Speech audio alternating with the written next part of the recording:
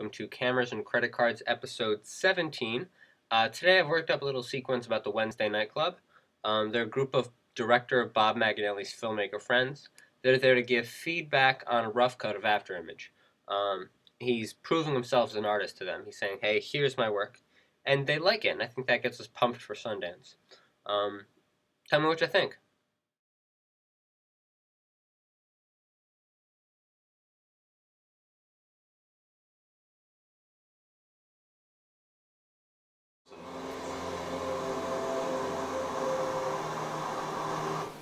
But now it's all about,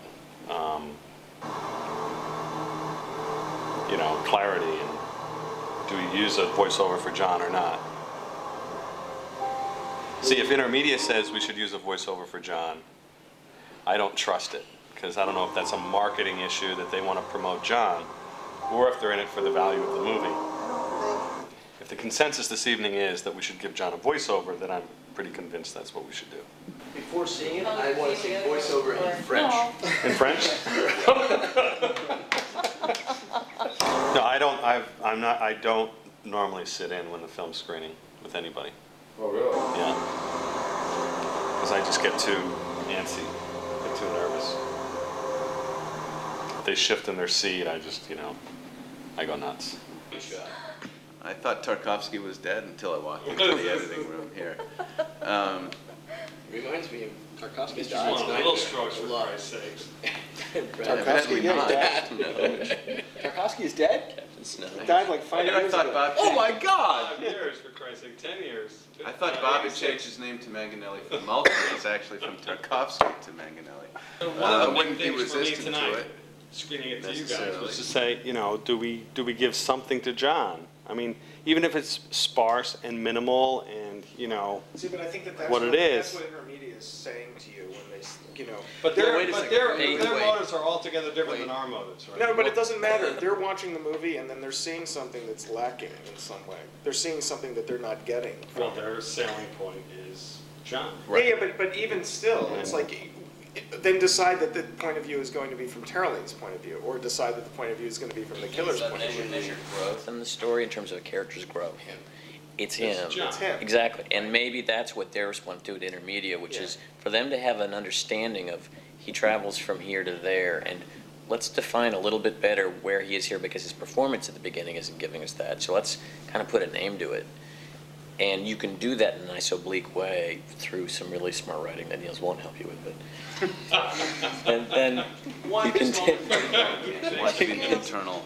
This is the missing moment of the film, it seems. That decision that this is enough. Now I'm tearing up the photos at the bridge. Right. Now we're using Kevin's thought going to the ship, and it just seems like everything's going to be clear at the beginning of the film, and that helps the rest of it. Yeah, and with that, I'm running away. He is running away, in theory, from a responsibility because he's overwhelmed. And at the end of the picture, the thing he's not going to do is run away from this woman. If you can come to them and say, here's how I'd like to attack this, instead of leaving it open-ended like, yeah, voiceover's a good idea because it's true, they're reacting. It's like you're being able to go back to them and say, I'm not going to do what you say, I'm going to do what you feel. It's like, I have a sense of what you feel, though you're not articulate, so let me take the bull by the horns. Don't say that. No, exactly. This is, but you're not leaving the door wide open, because God knows if you leave the door open for them, they're going to say, well, where's the rest of the voiceover? And so when you come to them with a plan, you say, here's what we're going to do, and this is going to be great, and you sell them on emotionally what it's doing for you. Right. Now I have a question. I would go even maybe go a step further. Which is? French. And French and not with haiku. Brazilian subtitles. Speak in haiku. Making a sort of, at least a quasi decision about it to mess around with in the editing room about going the direction that Brad was saying. It's like, to say that, okay, this is the big mislead at the beginning when we wrap up thinking, oh, that's what he was really talking about. That's going to inform how you sort of like recut the rest of the movie and make it, somewhat more narratively accessible. So when they see that, they're not going to be on the page of like, what the hell is this thing about, And I'm confused. Is it now? Is it then? Is it his mind? Is it her mind? Is it his, all that stuff I think will gel. And then when you tell them essentially this is a movie about a guy getting from point A to point B, they're gonna go, ah. And if you say, I mean, my vote would be to minimize the VO and, and just have a bookend. You know? As a founding father, I'd like to propose that a congratulation be recorded in the unrecorded Constitution or the unrecorded records of the Wednesday Night Club, the unrecorded minutes of the Wednesday Night Club. To an investment. Do I have a second from a founding father? Second. Congratulations.